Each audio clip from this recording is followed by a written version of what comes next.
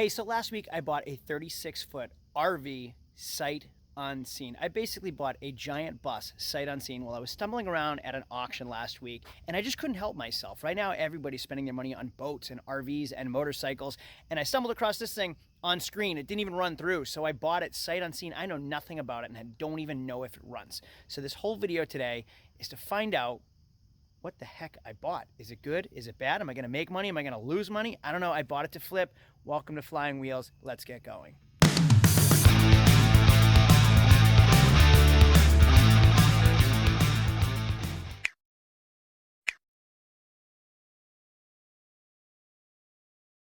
So remember my boat videos? I might have done it again. I bought an RV today, sight unseen.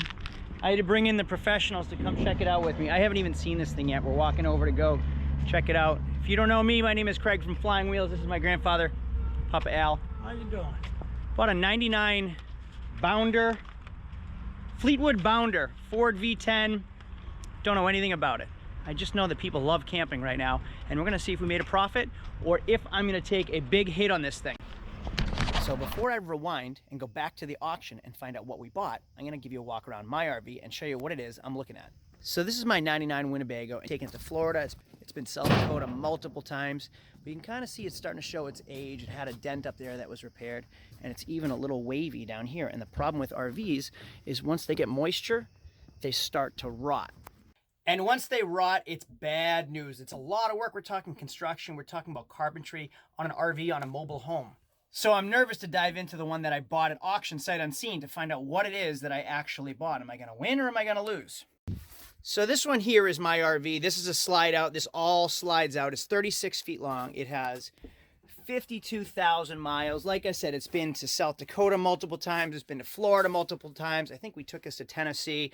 Has a full fridge, microwave, stove, sink, full bathroom, master bedroom, and then the kids sleep here. This folds down into a bed. This folds down into a bed. We have our television. We have tons of storage, and we have an endless supply of Disney movies on VHS. I think these things are worth quite a bit of money. So this one is on a Ford, I think it's an F550 V10 chassis. So is the one that I bought. So I know a little bit about them. I'm pretty comfortable with them. So let's rewind back to the auction and find out what it is that I actually bought. All right, here it is. Again, sight unseen. Now NADA books this thing out by like 15 grand the year and the miles. So even if I sell it for 10, I paid 5 for it. Hopefully I'll do all right. Could use a good cleaning. Last inspected June 2018.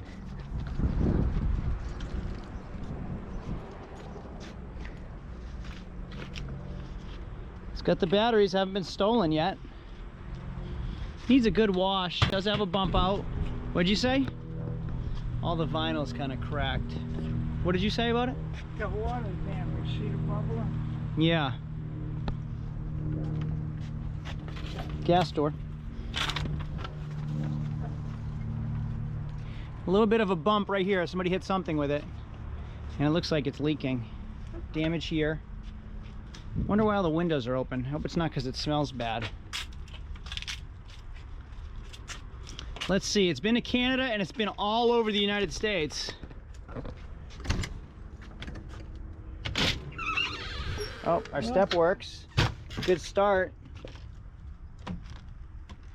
No odors. Wow. Oh, somebody started to do the floors, Pop.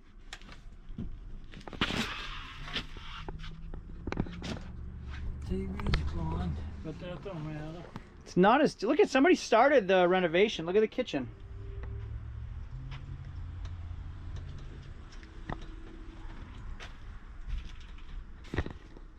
Comes with a washer. Wow. A carpeted bathroom. My kids would destroy that. Is this a washer dryer? It says dry right here. It's a washer and dryer. Washer and dryer. Wow. This isn't a slide out, right? No, this isn't a slide out. Huh. So someone laid down carpet over the floor they replaced, which is nice to maybe save the flooring. Couch is in good shape. No stains, no odors. Really isn't that bad as I thought. It's just this fiberglass helm and everything has to be carpeted. Double door refrigerator.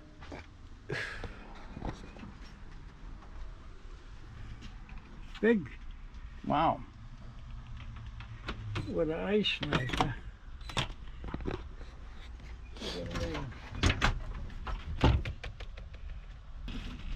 Let's see if it starts. Yeah. Hey, it started up. 2,100 hours on the generator. These all stay up, unlike mine. Oh.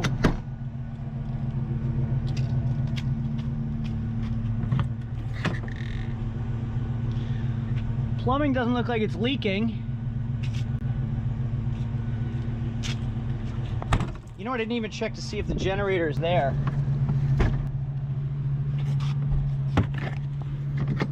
Generator's there. Hit the starter button. Nothing. Do I need to turn it on, you think?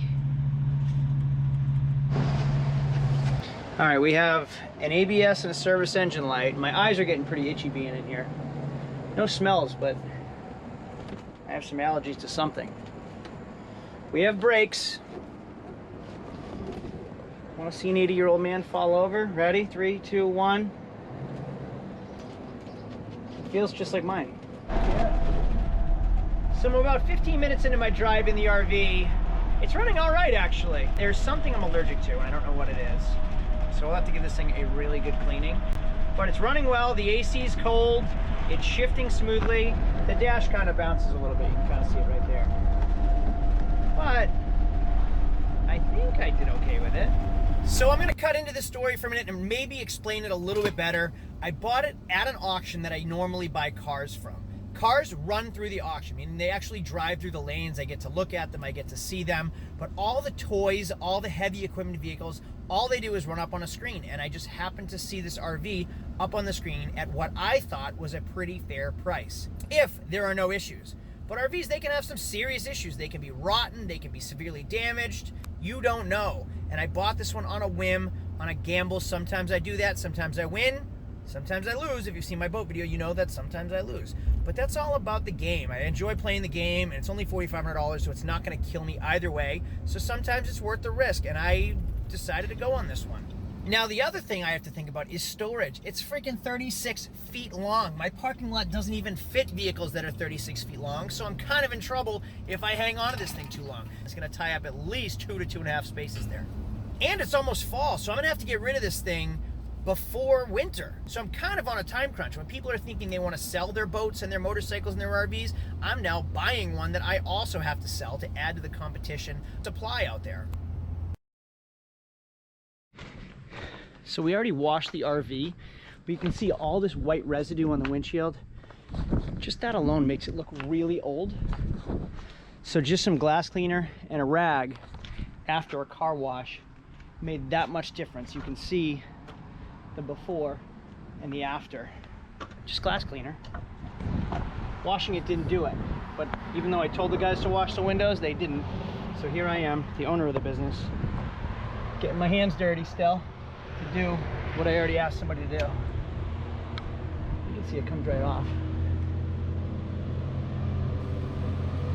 So there are a couple things you want to check when buying an RV or when looking at an RV. They get really, really soft in the cabinets, the ceilings, the walls. So make sure to open all the cabinets and make sure to open all the closets and check on all the walls. Put pressure on them, push on them to see if they're soft. See if you can feel any softness on the outside and on the inside.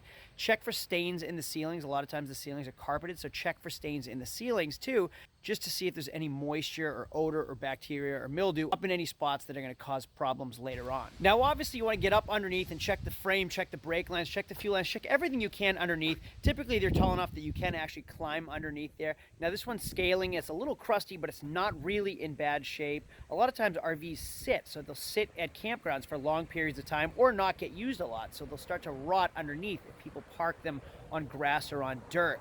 Now, the other thing you want to check is get up inside there and check the plumbing. So open up all the cabinets on the outside and check the plumbing, because when the plumbing leaks, it starts to leak on all the composite materials. Now, RVs are usually pretty big vehicles. They're heavy vehicles. So in order to reduce weight, they use lighter materials such as composite woods and fiberglass. A lot of times the compressed wood, if it gets wet, it starts to warp and soften and really rot. So I went in the RV and I tore up all that nasty carpeting because it was refinished hardwood, like a linoleum.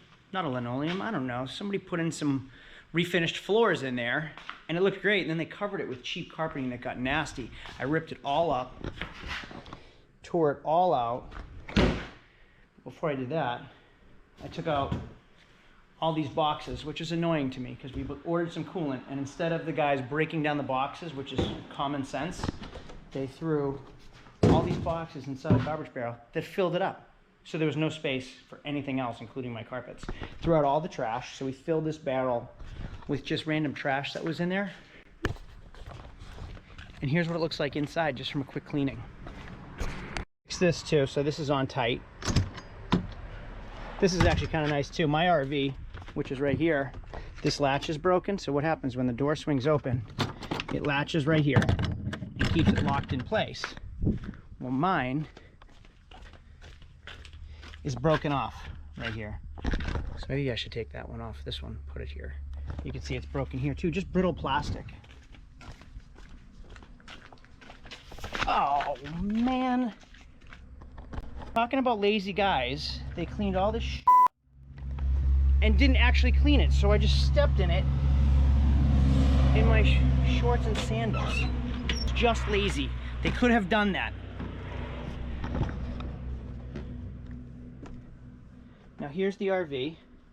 I put some carpeting here and here, and I vacuumed everything. And you can see how clean and nice it looks with the floors. So the RV runs pretty well and it's cleaning up pretty nicely, but I kind of just want to get rid of this thing. It needs more work than I really have time to put into it. I'm busy enough. I don't have time for another project. So I'm going to have to wholesale this thing back to the auction. So if you've seen my other videos on wholesaling, all I'm going to do is buy it from one auction, clean it up, and sell it wholesale at another auction to another dealer. Hopefully they have more time than I do to take on this project. So I have them running the 69 Nova. I'll show you this real quick. 69 Nova, yes, it's a four-door. Everybody tells me it's a four-door, it's worthless. I get it, but it's still awesome. Then the 93 40th anniversary Corvette convertible triple burgundy. Check out how perfect this top is. 49,000 original miles. Hasn't sold yet if anybody's interested. You can check my website. If it's on my website, it's still for sale. The third car is this bad boy right here.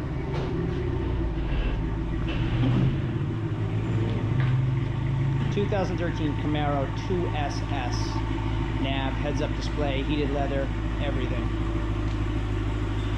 And then last but not least, I said that wrong. And then last but not least is this gigantic 36-foot RV. Not that one, that one's mine. It's this one. This one's for sale. Bounder by Fleetwood. So it's kind of cool. They actually drive the car too. So he'll take this around the parking lot, feel it shift, make sure it drives, and then he'll write a review based on that too for the auction. So here are a few cars that I've listed in the past few weeks online at a wholesale auction. There's the Corvette and the Camaro. I ended up selling that for $14,000, which was cheap. I didn't sell the Corvette. And there's the RV right there, that sold. So we're at my shop. It's been 2 weeks since I bought the RV. I was going to retail it, but retail, meaning selling it to the public, is a lot of work. I had the opportunity to sell it at another auction, so I ran it through, I cleaned it, and that's basically all I did. I cleaned it up, and then I ran it through another auction, and I sold it for $6,500. So I bought it at one auction, paid $4,500 plus auction fees, so about $4,700 into it.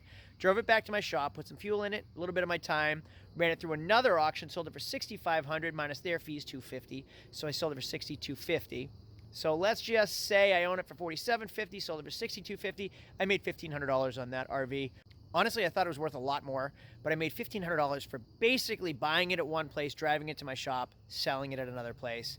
Easy peasy, lemon squeezy, transaction over. I thought I was going to have to do carpentry work. I thought I was going to have to do engine and mechanical work. I am out of that thing. Transaction over. So on to the next project, on to the next gamble. Thanks for watching. Make sure to subscribe down below if you haven't already. What do you guys think? Should I stop buying these things? Or is it entertaining enough to watch me gamble and sometimes win and sometimes lose? I'd love to hear your comments. I'd love to hear your thoughts. Thanks for watching. I'll see you all later. Adios.